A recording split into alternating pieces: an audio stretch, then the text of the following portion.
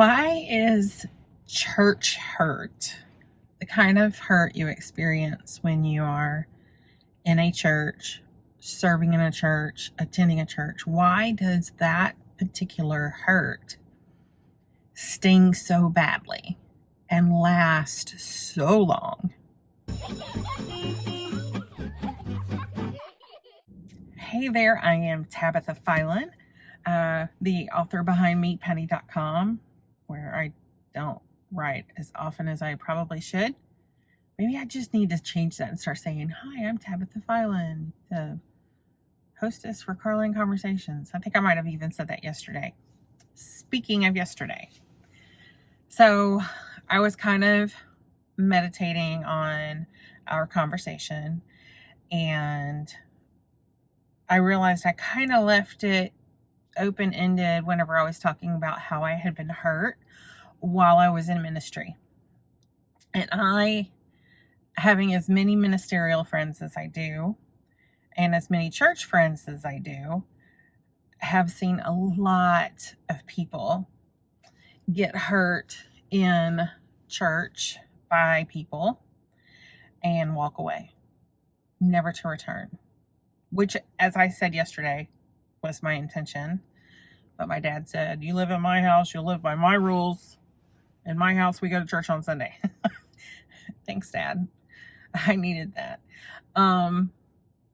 But I was thinking about so many people, like people that I know to this day, right now, who walked away because they got hurt in church and never went back. Now, I'm going to be really honest. When am I not?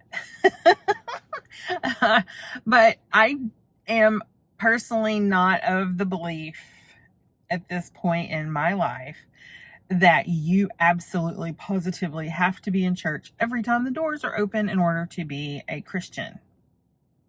I don't think God takes attendance. That's a human inclination. Now, do we need community? Absolutely. We need a community of believers to come alongside us during difficult times, for us to encourage during difficult times, for us to support financially. Sorry, my air conditioner was getting loud. Yeah, air conditioner in December. But, we need a community. We need other people around us so that as we're raising our children, they hear the same messages from other people as they hear us saying. Because you don't want your child to grow up, become a teenager, and think, "Oh, my mom was so loony. All she ever did was talk about Jesus all the time." And, they need people with similar messages surrounding them so that they realize you're not the only person who believes this.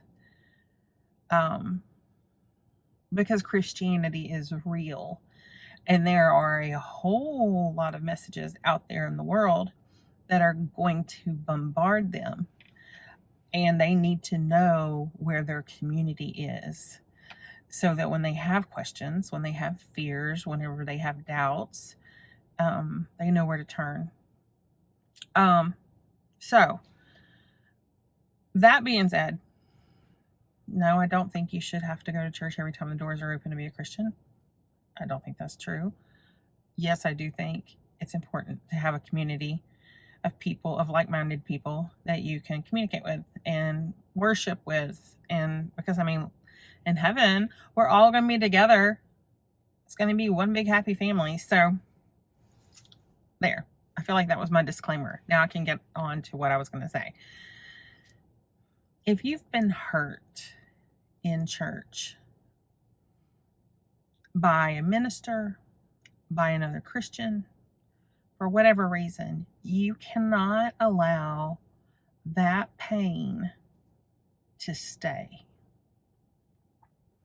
If I sit here and I think about what I went through back in my young 20s, it becomes really fresh, and I can get angry whenever I think about the pastor at that church at that time.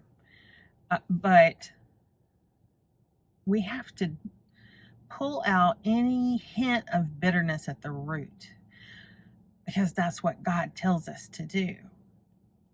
We can't stay in that place mentally and just let it fester, because that's the tool that Satan's going to use to create a barrier between you and other believers. And he may even use that to cause you to doubt your own faith.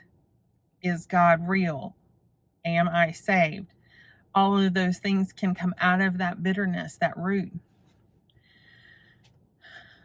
So yes, we do have a responsibility to face our hurt and then find a way to move beyond it. Will you need an apology from that person? Do you deserve an apology from that person? Probably. Do I deserve an apology? Yes. Did I get one? No. Will I ever get one? No. No. So that is between the person who hurt me and God. I can't force someone to apologize. I can't force someone to make it right. I have tried. The control freak in me has worked overtime trying to make everything feel right again. And that hasn't happened. We have to find the place in ourselves to realize that I want to say forgive that person, but man, that is so much easier to say than it is to do. It's more like, yes, we are supposed to forgive them. But in my mind, it's more like you have to get to the point where you can think about that situation and that person and not immediately hate it or hate them. Hate's a strong word. Dislike them. Wish them ill will, want to pray curses on them, whatever. I mean, I know, in the book of Psalms, they're always wishing their enemies, God, visit your wrath on your enemies. So I know that's biblical. Not saying it's not. But you've got to be able to think about, like, if you see that person in Walmart, yeah, your inclination is going to be, that first, when you spot them, it's going to be difficult. But you've got to be able to move beyond that point, take a deep breath, let it out, and just, you don't have to speak. You can just walk past. You can just give a little nod. You might even want to give a smile. But you can't stay in that place mentally and let that hurt you every day. You can't stay in that place and let it hurt your family. My husband and I, it wasn't just hurt that made us flounder in finding a church home where we felt like we fit. There was just a lot of life things, and we weren't as faithful in attending. And by attending, I mean on Sundays. Because remember, I'm not personally the kind of person who believes you have to be there Sunday morning, Sunday night, Wednesday night. I've been there, done that, where I was at church every day, every night for the whole week and punching my clock. But we were not attending church every Sunday.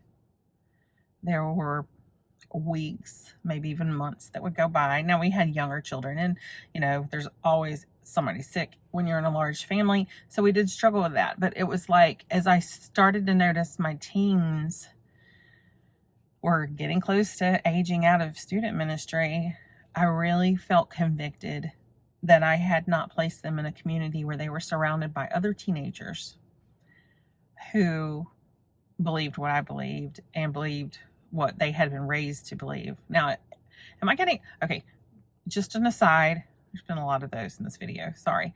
If my kids struggle with belief, I actually have struggled with belief myself, and I have an object lesson on the website that you can use to help them. And it's what I personally use when my children struggle with, is God real? If they decide, oh, we haven't gotten there, so I can't even speak to that. But if they were to decide not to live by the faith that I believe, that would devastate me, because I know it is that Jesus says, I am the way, the truth, and the life. No one comes to the Father except through me. That would be hard. But to know that I might have inadvertently caused that by not having them in church as often as they should have been, I really hope that doesn't happen. And I don't want that to happen for you. I don't want you to miss out on the blessings of having relationships inside of a church. Now, do I have a best friend at church? No. I do have a group of people who I feel comfortable around, some of them more so than others. I do have, a very, very, very, very small group. Okay, I have 3 ladies. I have 3 ladies that I know if I text them and say, hey, I need you to pray for me, they'll pray for me. And I cannot imagine going through the last 2 years without that. I can't even fathom what that would have been like. So wherever you are in your hurt today, if you've been hurt in a church, just remember, you've got to get beyond that. You've got to move on. And you really do need to find a community of believers where you can worship and fellowship and find relationships and grow together and get hurt and hurt others, because we are all imperfect. And I think that's why it hurts so much, because we get into church and we're so transparent and open, and then imperfect people, just like me, just like you, rub us the wrong way or don't treat us the way we feel like we deserve to be treated, and we get wounded. But if we were perfect, we wouldn't need a savior. We wouldn't need Jesus, and we all need Jesus. So, if you haven't been to church in a while, why don't you think about going back? Or maybe you don't go back to that same one. I ended up back there, oddly enough, and on staff until I gave birth to our 3rd child. And that's when God said, hey, your children's ministry's at home now. So, I mean, that pastor wasn't there anymore, but I did go back.